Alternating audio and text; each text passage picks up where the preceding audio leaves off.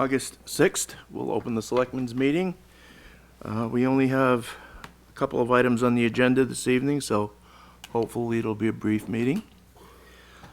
Before I get into the meeting agenda, I'd like to ask for a moment of silence. We lost two members of our community recently, and one of them was a town employee, Scott Boudreau, and the other was Leonard Bedard, who served many years on the planning board. I'd ask for a moment of silence at this point.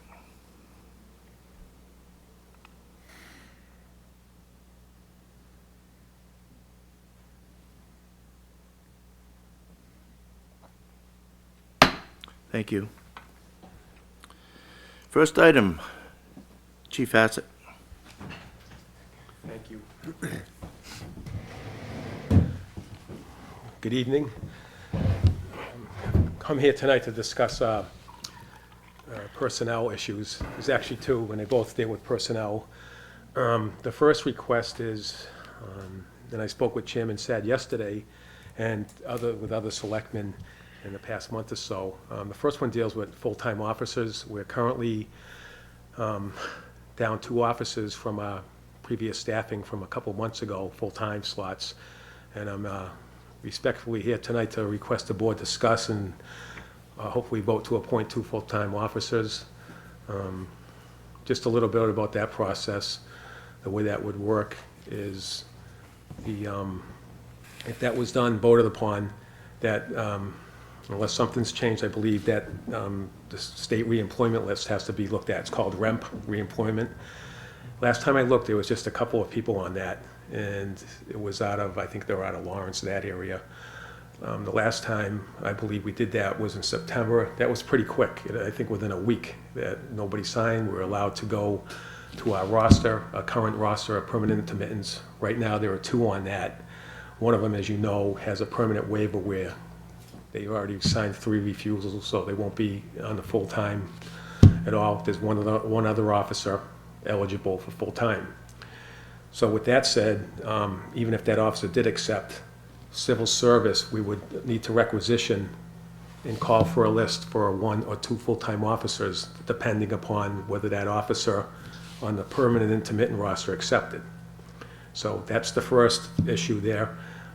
There's another issue of permanent intermittents that I'd like to segue into, but if anybody has any questions about the full-time issue, before I jump into the next thing with the permanent intermittents. Okay, I just have one thing I'd like to add to that. We have to bear in mind that the list that we would be using is due to expire in November. Correct. So it's incumbent upon us to take action now, because this process doesn't happen overnight. It's a long process, and there may have to be extensions involved. Yes. So it's an action that the board is going to have to take relatively soon. So with that being said, just bear that in mind. Any questions you have, keep that in the back of your mind. Yes? Yes, Chair. Chief, how many officers do we have now, full-time? We have 20. 20. And what shifts do they work? All different shifts. They have, all the shifts are covered. Try to do it evenly. There's more at times geared towards second and third shift. Busier, and we try to cover all the shifts with a sergeant. On the second shift, there's always a sergeant on, and one of the sergeants does a split shift, which is between second and third shift. And we have a day shift sergeant. All right, thank you. You're welcome. For the new members, if I may, just because we're so familiar with this, we forget. The list has to do with civil service. Our police officers are civil service, so we can't just hire somebody off the street. He or she has to have passed the test, and then it's rated and all of those who are interested in working in Oxford would be invited to be considered. Right, so that's what the list is about? Okay. Yes. Who has the final, let's say you have 20 people on the list. Who has the final say is I'm going to pick this person? The board does. And the way that works too, just a little bit about this, if the board tonight decides to discuss the issue of permanent intermittents and asking for 5 people to be put on, You would, it's a formula of the number of people you want times 2 plus 1. So the list would go out and would go to the top 11 that signed that would be looked at. So 11 people, 5 times 2 plus 1, you would need to have at least that on the certification, the roster that you're looking at. But Then you you only have- pick two. You still have the chair, floor. You still only pick two. Yeah, you would pick, if you, let's say if you're looking for 5 people, then you would, out of that 5, you would have to choose out of 11. You could look at 11 people, the top 11. Oh, I see. So that's how 5 times 2 plus 1. It's a formula of the number of people times 2 plus 1. Roger. Yep. Mr. Mahota? In the past few years, how many officers have been full-time?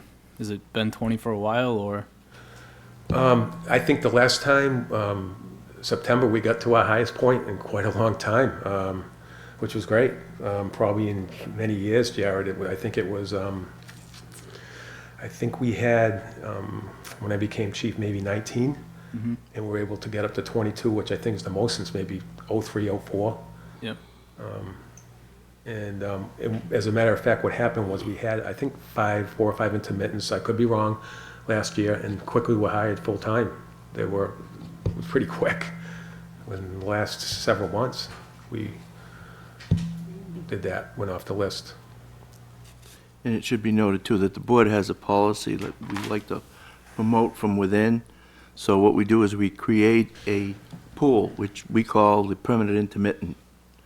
These are part-time police officers. They go to a part-time academy, and they're able, once they pass the academy, the chief is able to use them to fill in when needed, when people are on vacation or what have you. And these people eventually get promoted to full-time officers when positions become available. So we like to promote within, because those officers have worked, have been part of the community, they know the community, they know the roads, they know what they have to do. So the transition into a full-time position is relatively easy for them. How many Yes. part-time guys are there 2? currently? Oh, there's only 2. Yeah.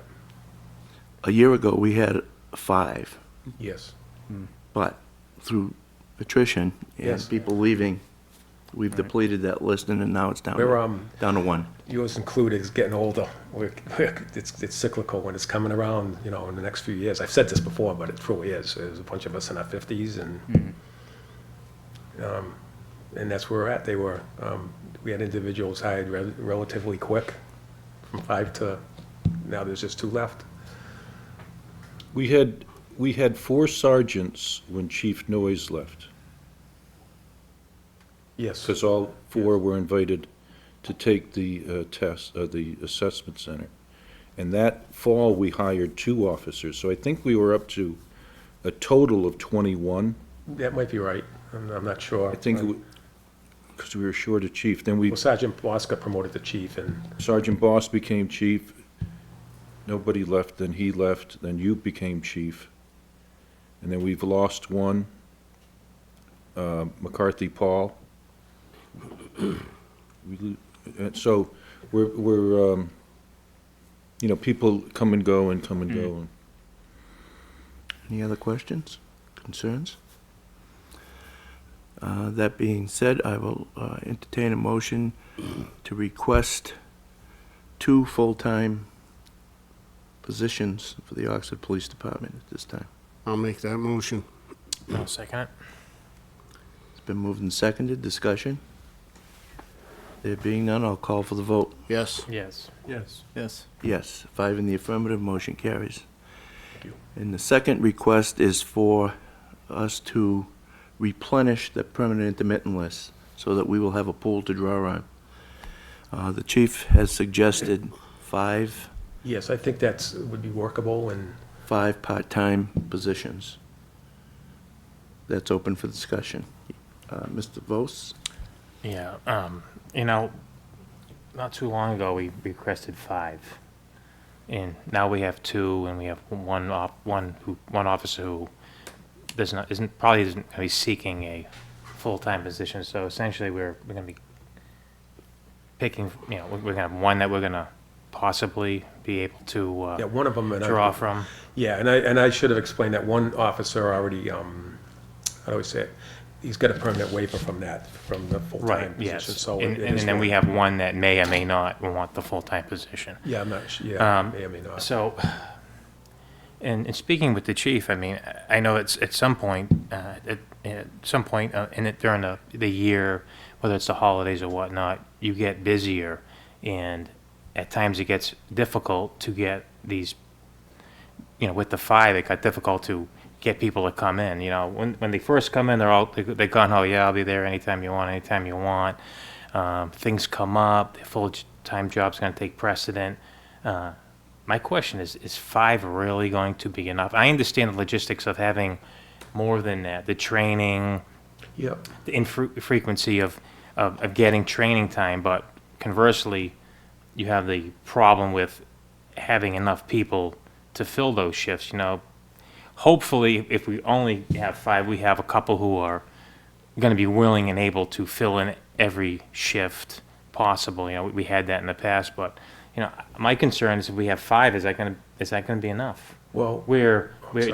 just a year and a half ago, we went through this process, and we went through 5 pretty quick.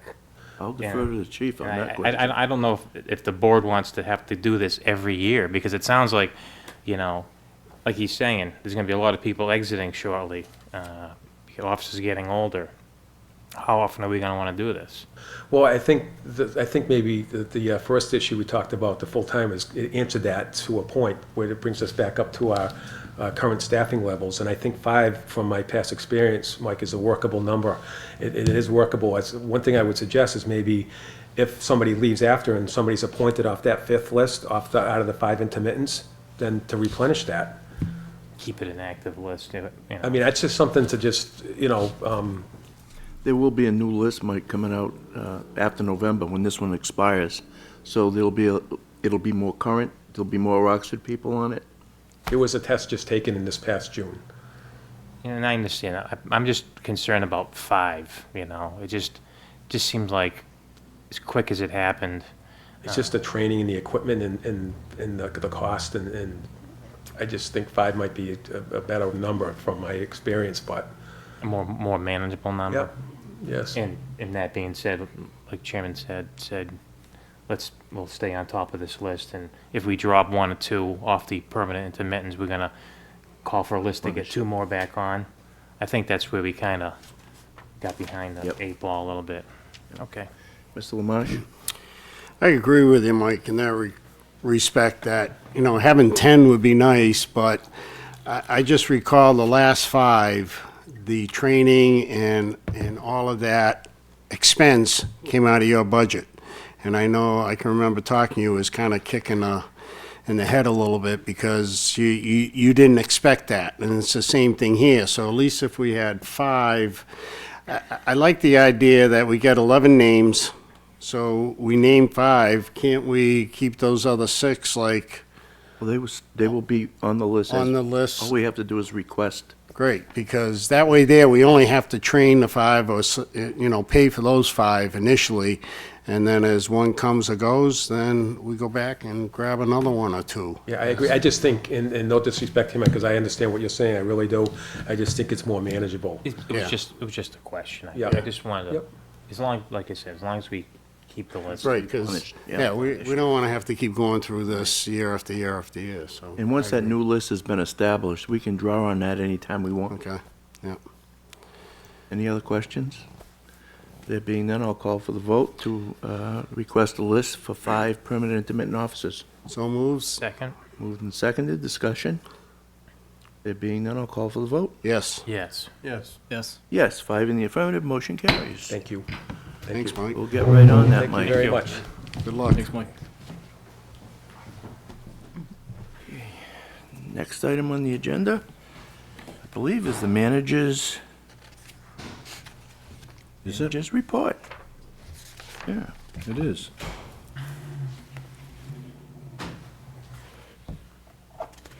Thank you, Mr. Chairman. The manager's report for August 6, 2013. We have minutes. Request the board vote to approve the meeting minutes of May 22nd, 2013. All members were present. Pleasure of the board. I'll entertain a motion. So moved? Second. Been moved and seconded, discussion? Being none, I'll call for the vote. Yes. Yes. Yes. Yes. Yes, 5 in the affirmative, motion carries. We have a request, we have election workers. This is the annual reappointment time for election workers. So I request the board vote to reappoint all election workers on the list until, for a term to end on August 15th, 2014. Pleasure of the board. Entertain a motion? So moved. Second. Moved and seconded, discussion? Yes, I have Yes.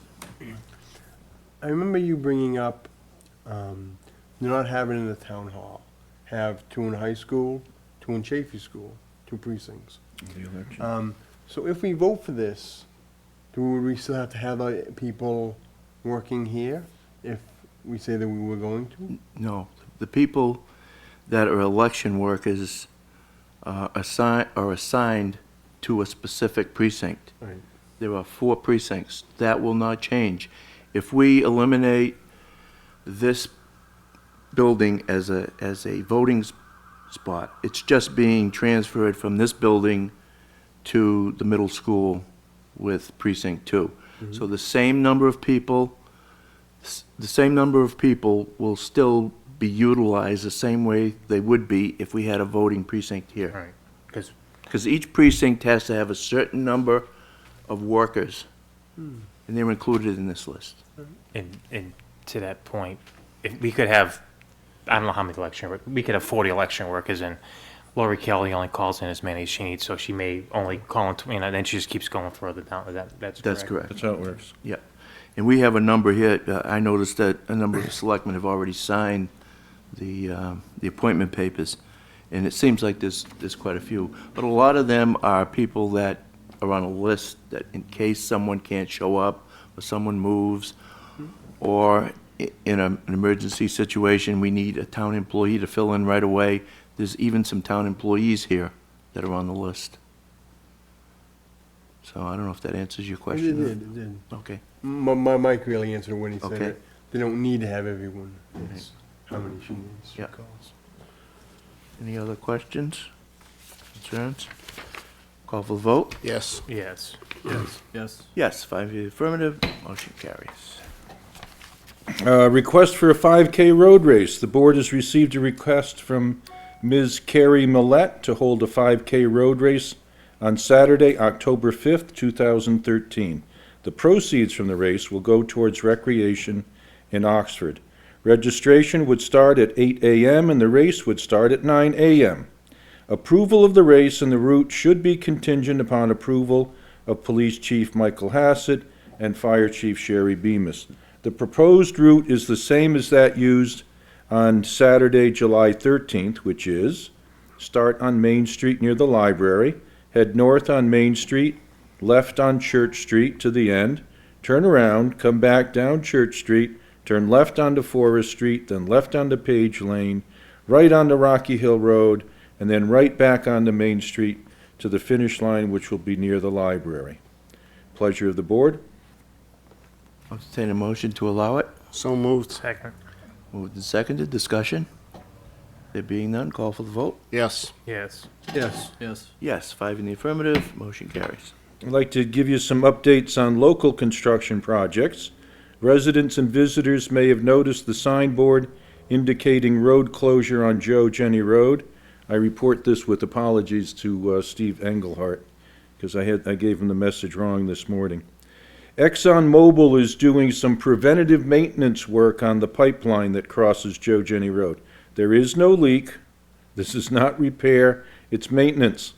However, the pipeline has to be exposed, which means that the road will be open from gutter to gutter, and once open, there will be no way to cross. The work is planned for the week of August 12th, and specifically 12 through 16. And keep in mind, the road will be shut down completely. For planning purposes, the excavation will be between house number 52 and house number 54 on Joe Jenny Road. The road will be accessible to that point from each direction, but not beyond. So you can get to house 54, but not to house 52, and vice versa. You can get to house 52, but not to house 54 during that period. And we will have updates if the plan changes again. Also, folks will notice that there's been some construction work on Douglas Road. There'll be a major reconstruction project on that. DPW is meeting with the contractor later this week. It'll be similar to what we did on Pleasant Street, so it will be passable during the construction. That will go from Sutton Avenue up into to the Sutton Town line. Mr. Manager, I did get a call from Mr. Engelhard yesterday, and I was kind of taken by surprise because I wasn't aware that this was happening. I assumed that the road was going to be resurfaced, and that's why the signs were there. And I told Mr. Engelhardt that, you know, we would not obstruct anybody from getting to their own property. No, we won't. There'll be a way to get, So- everybody will have a way to get to their property. So these people really didn't know about it. Is there any way that we can get people that live in an area where we're doing construction, some kind of notice up front so they don't have to be making these phone calls? Yeah, I can make a phone I was call. just as surprised as anyone I else. was quite surprised this morning, because I thought the message boards had to do with Douglas Road, which is what I told them, Douglas Road is the road that goes up towards the farm, Whittier Farm. Whittier Farm, yeah. Yeah, that's what I thought it was about, and that's why I apologized here at the onset, because I didn't know either. But ExxonMobil is doing this work to maintain their pipeline. I can make calls to all the people on that road, though, with the code red. That'd be I a good, really think you should. that'd be a because- good exercise, too. And also, while we're talking about Joe Jenny Road, there are sections of that road that, you know, haven't been very good since they put in they did the road work. The oil company did the Oh, excavating years for the ago. water main, yeah. Yeah. Is there any way that road can be resurfaced, or scheduled for resurfacing in the near future? I'll check with Sean. I know there will be some, I suspect there will be some water.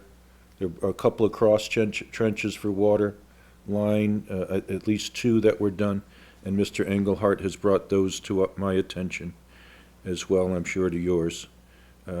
We'll check on the contractor's responsibility. We had to make a repair, you'll probably notice, on Sutton Avenue, which was part of the mobile water main extension in front of the old, in Hartman's, well, it used to be Hartman's vegetable stands. Yes. They had because it just settled. I think it's mush, might be mushy underneath. I'll check with Sean and Mr. Dival and get that addressed as soon as we can. Thank you. Douglas Road I mentioned, and then some folks have asked about the line painting because of the faded lines. We have received bids on that. That work will be starting soon as well. And finally, a reminder, the special town meeting, our annual special town meeting will be held on Wednesday, October 9th, 2013, at 7 p.m. in the Oxford High School. The warrant for the town meeting is open and will remain open until 4:30 p.m. on Tuesday, September 11th. And that ends my report for August 6th. Thank you. Selectmen's request? Oh, you have questions on the I have a manager's question for report? the Go town ahead. manager. How many lines are gonna get painted? Main Street or other streets? Not state highways. I couldn't tell you what is, I know the bid quantities were for a few tens of thousands of feet of line, both double yellow and the single white, in the gutter. So that's 4 lines on the road, and it was how many cents per line, per foot? I'm not, I don't recall, I but- wonder how, where, is it just gonna be on Main Street? Is it gonna be on the back roads? Where's this line's gonna be painted? On Sutton Ave, it's, Well, they'll be replacing lines that our DPW employees do some of the, like the arrows, and they do some of the lines themselves. But this is the contractor that goes out in the middle of the night. So I'm sure they'll probably do Pleasant Street where we had construction. I would not be surprised if they do Douglas Road, once that's done, Sutton Avenue, the main roads. But I'll get a list, so you'll know, Thank you. okay?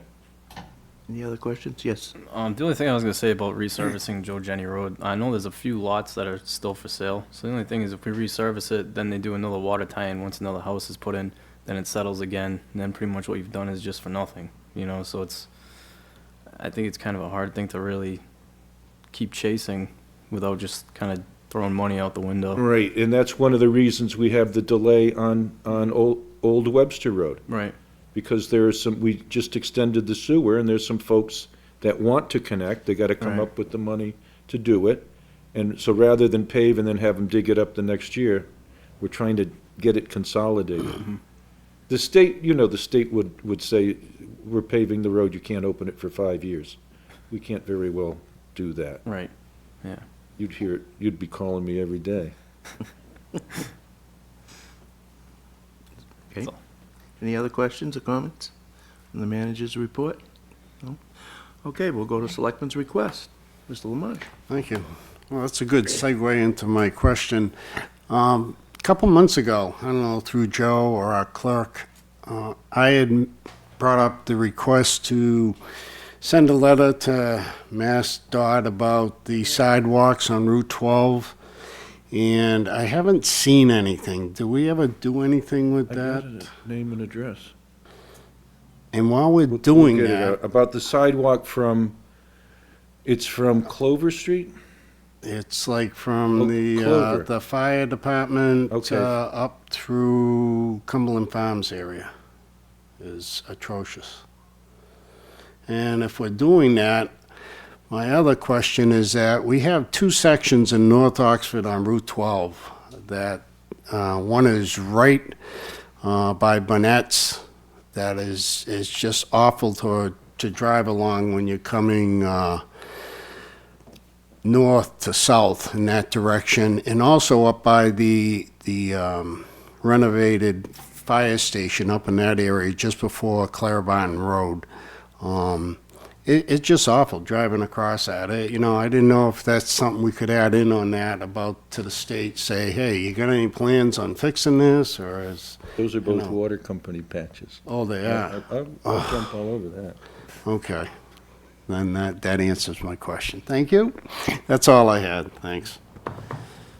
Mr. Vos. I was gonna ask you about Old Webster Road, Joe, and I heard you mention that there's gonna be some other tie-ins, but what are we gonna do in the short term? Because that road is it's almost impassable now, and it's getting to the point where winter's coming. Do we have anything planned, temporary or otherwise? Because I just don't see us leaving that road that way over the winter. I'll see what the plans are. I mean, there's gotta be some type of plan. I've had probably a dozen complaints about that road. And a couple from my wife, actually, so, now it's getting serious, I would also like to add to that, because my wife got on me about it as well. 'Cause Seeing I that, live right around the corner down on Dudley Road. that's right. And I've also got it from people who live on Old Webster Road. And I did approach the town manager, I think a couple of weeks ago, about it. Right. And he told me exactly what he told us this evening, that there are a couple of more people on that stretch that are looking to possibly tie in. Well, my concern is, how long do we wait? I mean, people might have financial difficulties in getting the money to install the lines. So do we wait 6 months? Do we wait a year?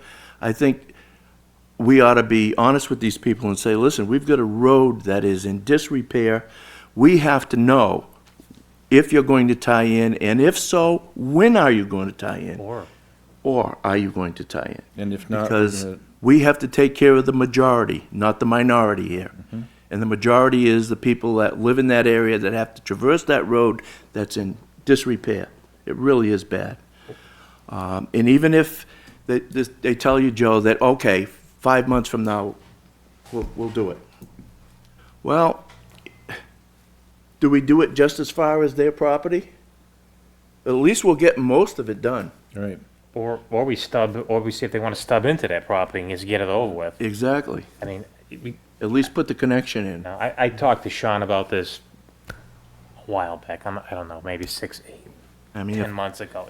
It's, if I lived on that road, I wouldn't want to go through what these people go I through. mean, it's not, it's, you know, that road's supposed, what's that, a 50 mile an hour road, 40 mile an hour road? Not, I think it's 40. the- in that condition it is right now, it's a 10 mile Probably an 30, hour road. yeah. You know, I think, you know. Yeah, I agree with you, Mr. Vos. I really think we ought to make this a priority. I'll get right on it. While we're on the roads, I've been, the other day, someone asked me about Holbrook Road. Do we have any plans or I know it's been an issue, I guess, right at the bottom of Holbrook Road where, right at the tracks is a big, I thought they addressed that before last winter, no? I got a complaint as recently as last week, so, About water? no, Holbrook. No, I guess it's a big rut there, or a The big, train tracks is, I believe. you could probably, every train track crossing in this town is that way. Yeah, that's flat out there. Yeah. Holbrook, Holbrook, not yeah. Huguenot. Huguenot goes under the railroad. Holbrook. I don't travel that road often, but it was Huh? Holbrook goes up the hill. Yeah, but It's it's up- down the flats where it's it's the up by where problem. Right. Manny's is, Yeah, in that area. yeah, okay. I know, not okay, but I There's a I hear draining you. issue there as well. I don't know if that's been taken care of. Holbrook. Is that it? That's all I got. Mr. Berthium?